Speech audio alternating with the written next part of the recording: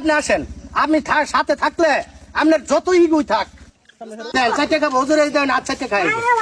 হুজুর আজকে চলে গেছে বানরের বুটকিতে ইকো বাড়াতে।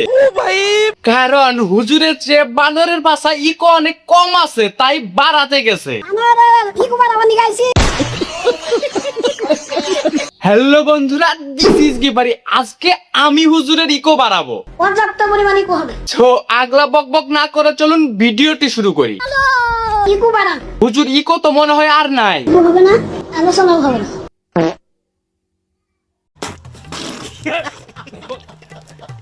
হুজুর বক্তব্য দিতে গেলেও ইকো লাগে। ইকো বাড়ান, পর্যাপ্ত পরিমাণ ইকো হবে। হুজুর খাইতে গেলেও ইকো লাগে।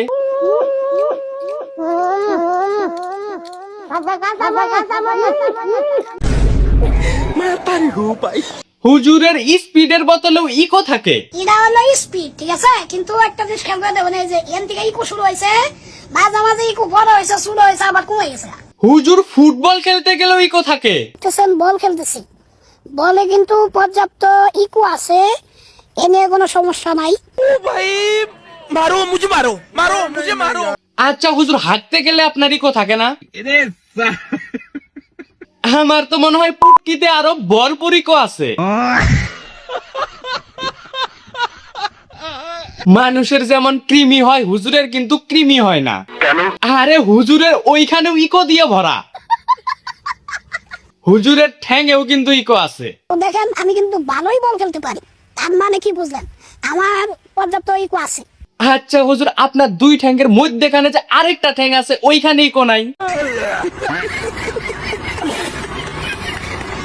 আমার আর ইকো বাড়াবানি গাইছি। আর কোথায় কোথায় যে ইকো আছে আল্লাহ জানে। আচ্ছা আসেন হুজুরের একটা অ্যাটিটিউড ডায়লগ শুনি। সমালোচনা করা যায়, কিন্তু সমালোচনা করে আগে যাও। মানে হুজুরের ঠ্যাং থেকে চান্দি পর্যন্ত খালি ইকো আর ইকো। আর হুজুর এই ইকো বাড়ান ড্রাগন ফল খেয়ে। ভাইয়া, কে আমরা তো ড্রাগন ফল খাই, এই ড্রাগন ফল খেলে কি ইকো হয়?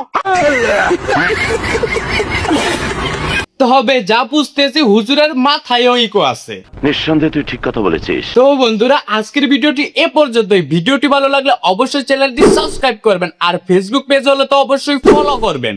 আর এই ভিডিও সম্পর্কে আপনাদের মন্তব্যগুলো অবশ্যই কমেন্টে জানাবেন।